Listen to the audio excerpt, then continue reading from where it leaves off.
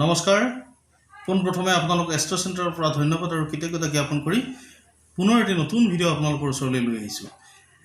আমি সকলোৱে জানো যে শাওণ মাহক অতি পবিত্ৰ মাহ বুলি গণ্য কৰা হয় আৰু এই শাওণ মাহৰ ব্ৰত কথা এই সম্বন্ধীয় বিষয়খিনি অৰ্থাৎ শাওণ মাহৰ প্ৰতিটো সোমবাৰত শিৱলিংগত জলাভিষেক কৰাৰ প্ৰথা আছে আৰু আমি বৈদিক হিন্দু ধৰ্মাৱলম্বী লোকসকলে এই শাওণ মাহৰ প্ৰতিটো সোমবাৰত আমি জলাভিষেক কৰোঁ শিৱলিংগৰ ওপৰত। আৰু এই জলাভিষেক কি কাৰণে কৰা হয় আৰু এই জলাভিষেক কেতিয়াৰ পৰা প্ৰচলিত হৈছে আৰু এই জলাভিষেক কৰিলে আমাৰ কি সুফল লাভ কৰিব পাৰি, এইসমূহ বিশদভাৱে আমি আপোনালোকক জনাবৰ কাৰণে প্ৰয়াস কৰিছোঁ। মোৰ এই ভিডিঅ'টি যদি ভাল পায় লাইক কৰিব, কমেণ্ট কৰিব আৰু শ্বেয়াৰ কৰিব। আৰু আপুনি যদি মোৰ চেনেলটিৰ কাৰণে প্ৰথম তেতিয়াহ'লে এই চেনেলটি ছাবস্ক্ৰাইব কৰিব। এতিয়া আহোঁ ভিডিঅ'টিৰ মাজলৈ। বৈদিক ব্যৱস্থাত বৈদিক যুগৰে পৰা মহাপ্ৰভু সংহাৰকৰ্তা শিৱ মহাপ্ৰভুক সোমবাৰে বিধিবদ্ধ ব্যৱস্থাৰে পূজা অৰ্চনা কৰি আহিছে আৰু শিৱ মহাপ্ৰভুক এই ধৰণে পূজা কৰিলে ভক্তৰ মনোবাঞ্ছা পূৰ্ণ হয় বুলি আমাৰ বিশ্বাস আছে। আৰু বৈদিক জ্যোতিক ব্যৱস্থাটো যিসকল লোকৰ শনি আৰু ৰাহুৰ কুপ্ৰভাৱ ঘটে সেইসকল লোকে শিৱালয়ত গৈ ধতুৰা ফুল, বেলপাত, গাখীৰ আদিৰে জলাভিষেক কৰিলে তেওঁলোকৰ এই গ্ৰহৰ কুপ্ৰভাৱ বিনষ্ট হয় আৰু সুপ্ৰভাৱ লগ দিয়ে বুলি বিশ্বাস আছে বা জ্যোতিষীসকলে বিভিন্ন সময়ত এনেধৰণৰ বিধান দি আহিছে।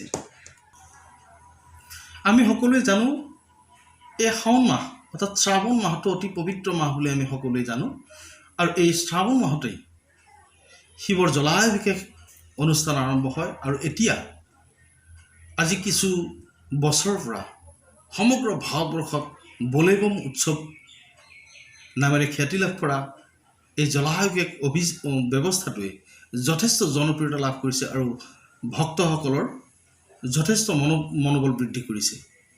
আমি বিগত বৰ্ষবিলাকত দেখিছোঁ যে যথেষ্ট সংখ্যক হিন্দু ধৰ্মাৱলম্বী লোকসকলে শিৱালয় বা শিৱগৃহত গৈ এই ধৰণৰ জলাভিষেক কৰা দেখা গৈছে।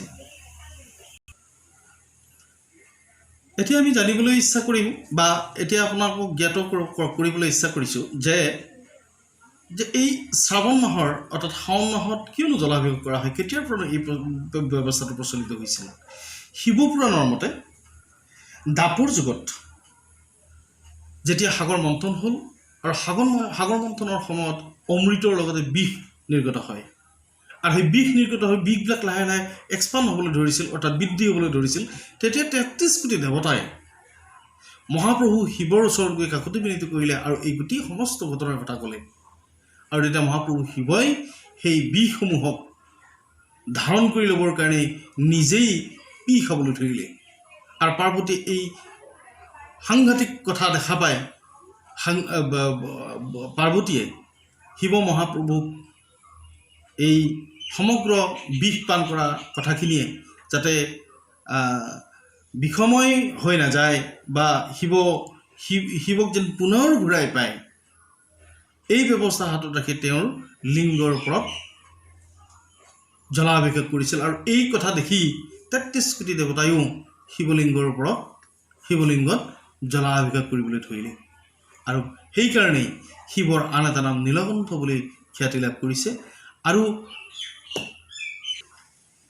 শিৱপুৰাণৰ আন এক শ্ৰুতি মতে এই শ্ৰাৱণ মাহতে শিৱ আৰু দক্ষপুত্ৰী পাৰ্বতীৰ প্ৰেম নিবেদন হৈছিল আৰু এই মাহতে শ্ৰাৱণ মাহতে তেওঁলোকৰ বিবাহ সম্পন্ন হৈছিল।